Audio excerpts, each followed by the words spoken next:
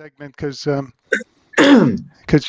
you're a fountain of knowledge and trying to capture it any other ways futile. So thanks for in advance for that. But for those that if you're on the site and you're looking at the knowledge base, there's a couple pieces we're going to cover today, like the Cornerstone News. I think that's a very interesting development in our industry. That's a good place to start.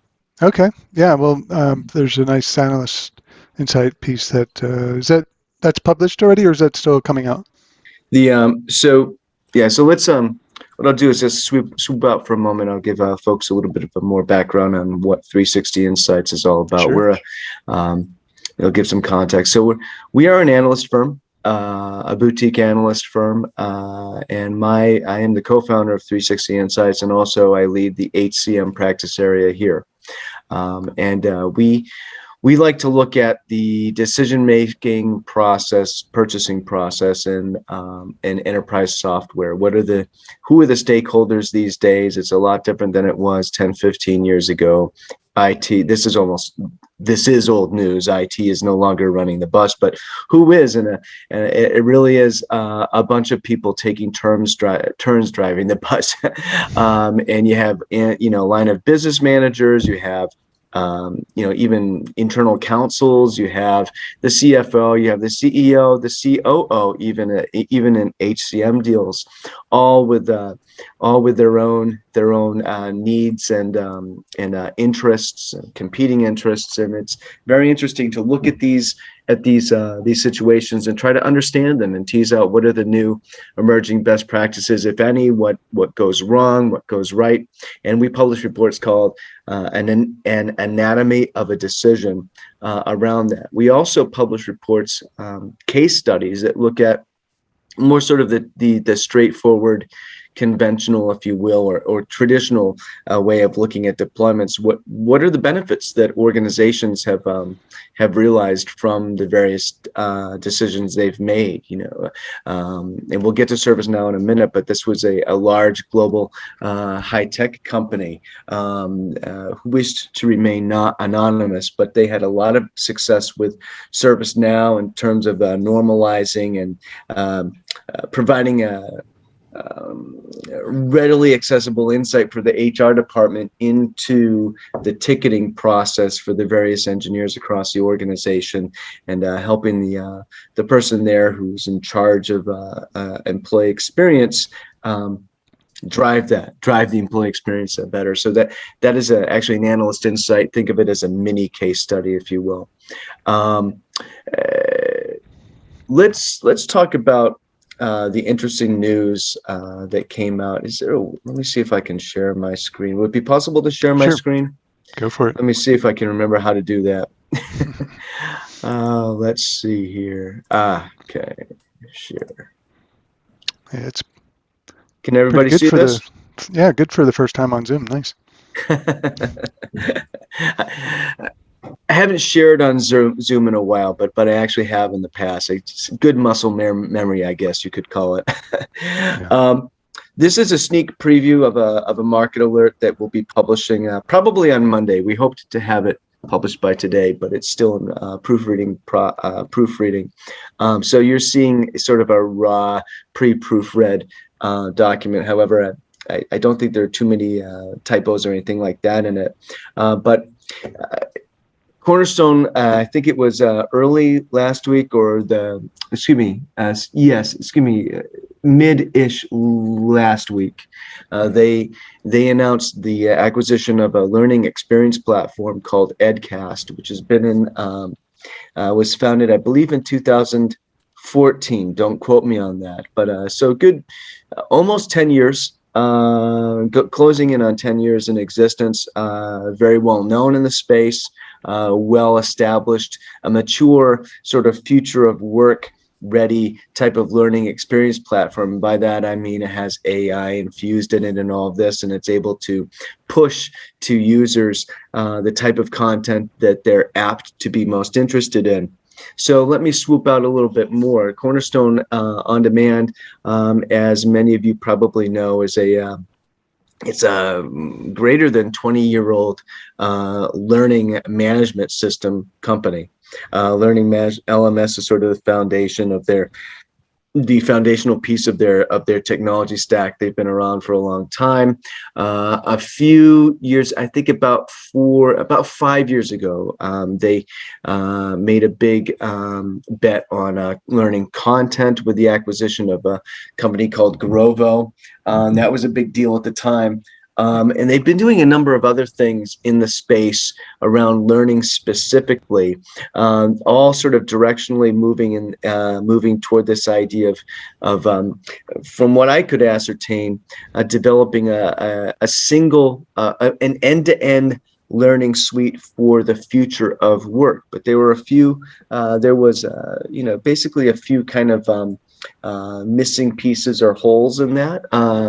In the recent past, in which they've closed more recently with some AI purchases. There was an AI related company whose name escapes me. I always have mind cramp on the name of this company, but it was a France-based company, and they use AI to build ontologies of organizations' internal skills, hard and soft, so that companies using it can understand, okay, what do we have in our workforce now in terms of skills, hard skills and soft skills, and how can we plan for the future based on those existing skills, and where do we have to recruit from outside to bring the talent in to fill in the holes.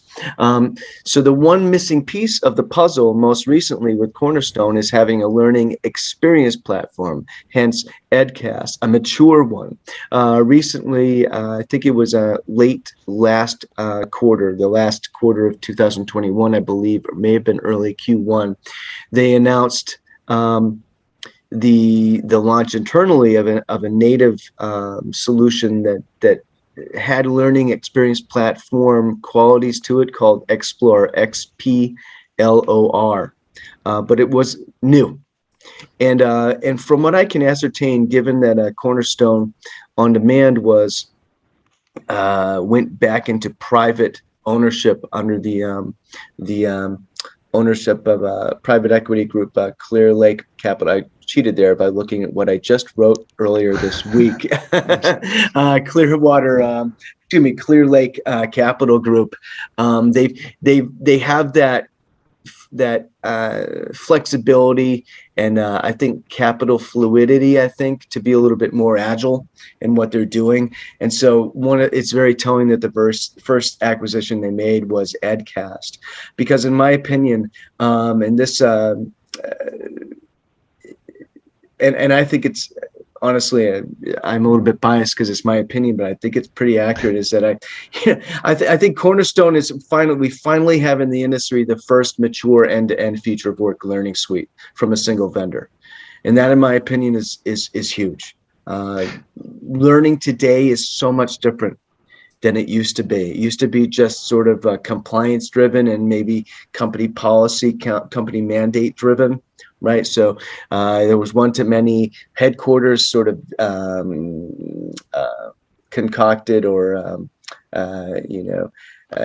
what they wanted. They sort of figured out, divined what they wanted their workforce to know and learn about, and then they would sort of dictate that, and that would be the driving force behind learning. But it's totally shifted on its head. It's the inverse now, is that employees drive their own learning at work. It's been affected by consumer grade experiences elsewhere. You look at Netflix or even YouTube, and any kind of a system where the algorithm pushes to you what it thinks you will like based on that. That's how the learning model has evolved too. And so a company like Cornerstone On Demand that was built on that old idea of what learning in the corporate setting was like, that one-to-many, that headquarters driven type of scenario, in order to survive and thrive, and I think they will, and maybe even dominate the space, they needed to really shift significantly to this future of work learning model. Wait, hold on a second, Brent. And I know you spent some time in the inside there, right, before Clearlake came in? Oh, I forgot to mention that. Yes. Big oversight. Just saying. Before I co-founded 3Sixty Insights, my most recent previous role was inside Cornerstone On Demand, as a member of their thought leadership and advisory services division, working with pre-sales to help prospects understand the value that they would likely achieve with the solution, this sort of thing.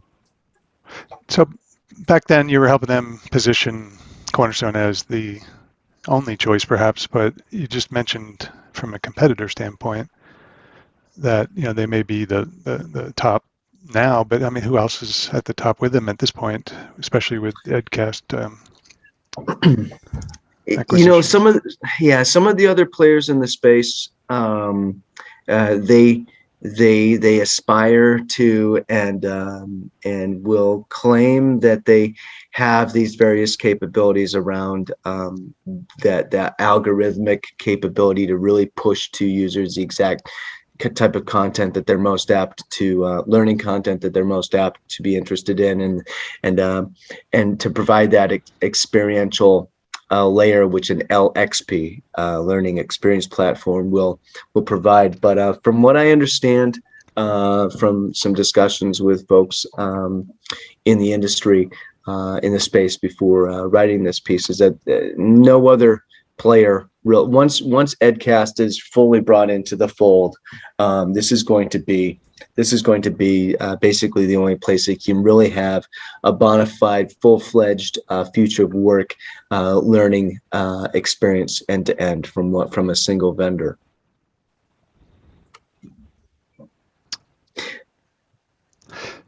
So, yeah, what's that mean if they were already partnering with Edcast type of companies? Do you think those partnerships will go away? No, I think that so Cornerstone and Edcast, I think it's safe to say that they already have many shared customers, and this immediately means that customers of Edcast and Cornerstone, there's going to be cross-selling opportunities immediately with those organizations. It's going to I think in most cases, it's going to grow those relationships. It'll be sort of a land and expand from either side, or a grow from or to grow from an existing installation. And actually, that's a great segue to the first bullet point here that you folks can see on the screen.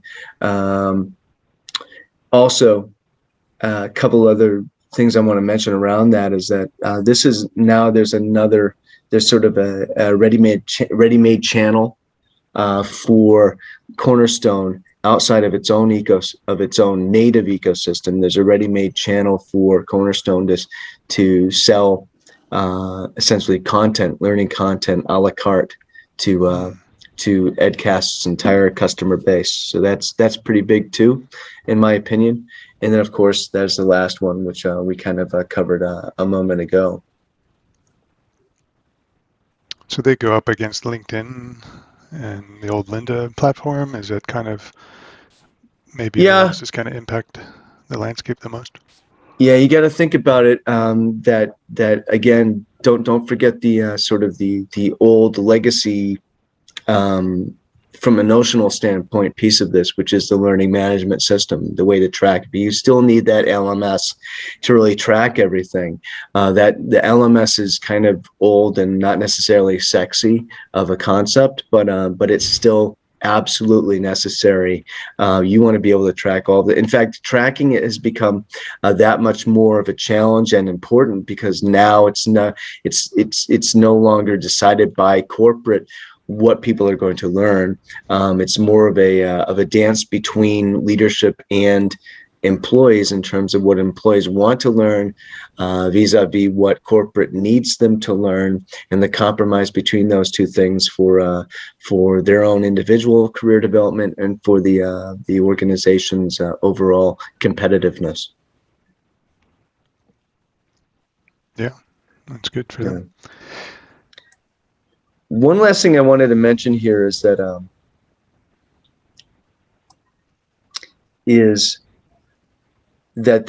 learning is not just learning anymore. It's also it's as have many other areas of HCM, especially outside of workforce management and payroll.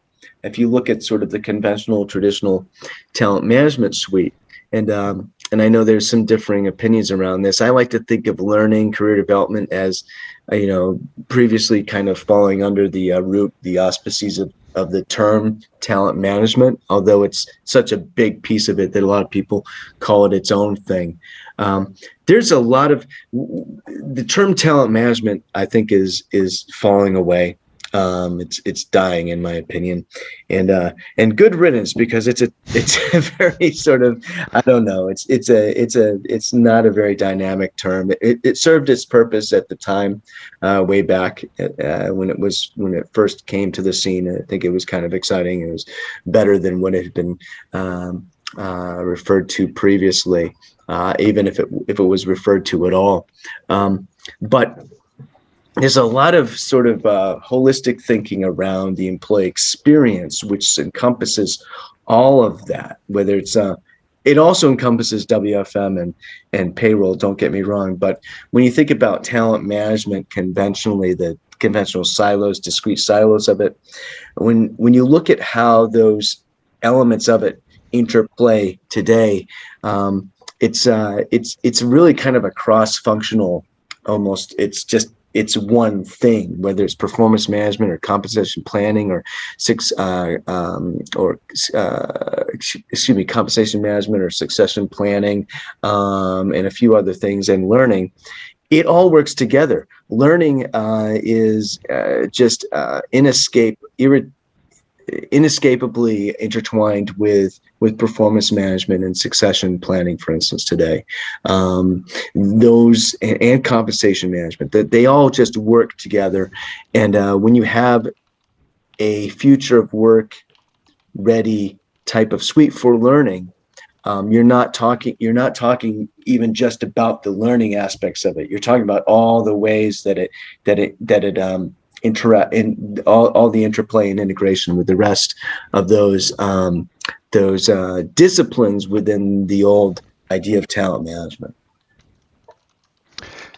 Well, for anybody on the call that's thinking of partnering with Cornerstone, the good news is, even though they might normally be, mergers tend to distract people from wanting to add more into the bucket or into the soup, but they've had plenty of mergers in the past few years, right? So hopefully they'll be, just as, I don't know if the appetite would be there to partner with just anybody, but I would think, Cami, with your, coaching and things like that, there might be a play there, and certainly, yes. Matt, question? Just when Brent, I didn't hear you say what's replacing talent management as the moniker for the space. It's still kind of in flux. We haven't really landed on anything. The as you all know, his name, Josh Burson, I think it was the fellow who coined the term the employee experience, which was a good sort of departure from talent management. I think it was a good first step. It kind of got us away from thinking about talent management and sort of the limitations of the term in terms of how we think about it. So employee experience, I think, is I want to amend my initial reaction to your question, is that I think employee experience has, in a way, replaced the term talent management, but I don't think it's going to be. I don't think it necessarily has staying power as a replacement term. It has staying power as an idea, but not as a replacement term for talent management specifically. I've seen terms like people success. Honestly, I think that's a great one, and what I like about that as well is that it can also and I've seen this in the space, it can also double as the new term for an HR department. I think it's Unit 4. It doesn't call its HR department HR anymore. It calls it the People Success Department. And that's, of course, Mike Ettling, who was first at Northgate Arinzo way back, and then he was at SAP Successor Factors for a Wait. while. That's PSD, right? What does PSD stand for? Yeah, well, you'd have to add a T there. This maybe, yeah. Post-traumatic, yeah. You're right. I have, I think the addition of the term, if you want to get a little bit analytical about the term people success, I think adding success to the word people is it helps to underscore things. But what if you just called it your people department?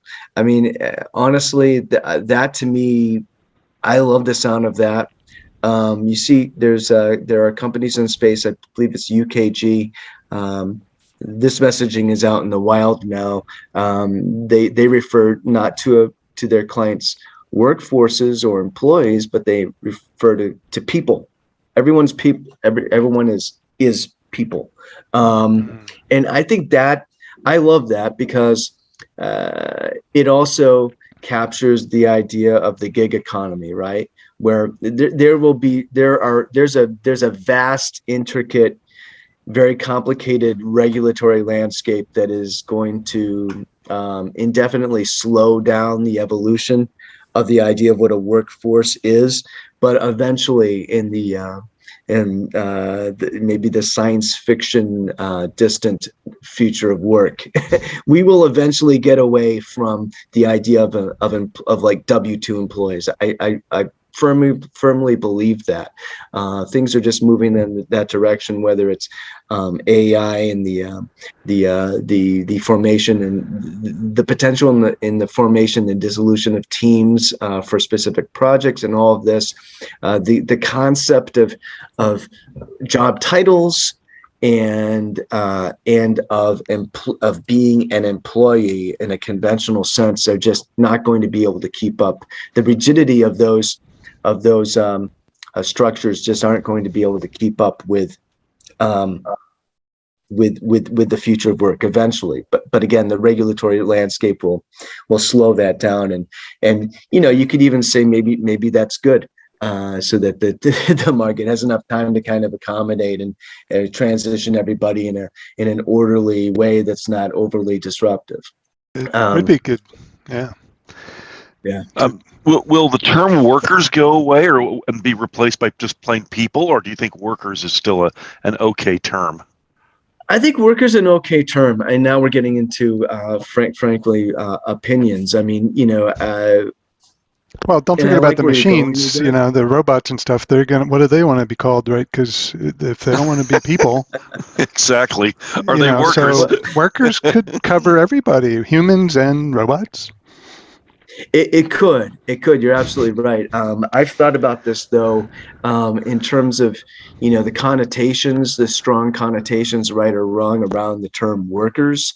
I wonder if it'll be contributors as opposed to workers. What are some euphemisms or like alternatives for the term worker? It's an interesting thing to think about. It's funny, you guys, that Ward, you brought up robots, because that's another. That's almost an understatement. Another interesting angle. The way I see it is that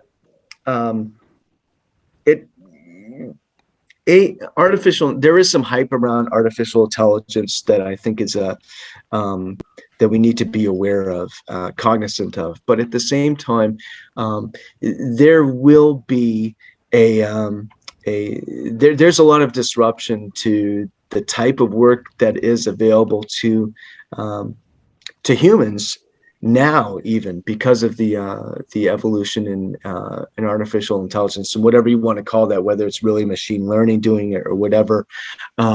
There's there have been some sort of professional roles or jobs that have been replaced by machines already, and so it's interesting how everything, all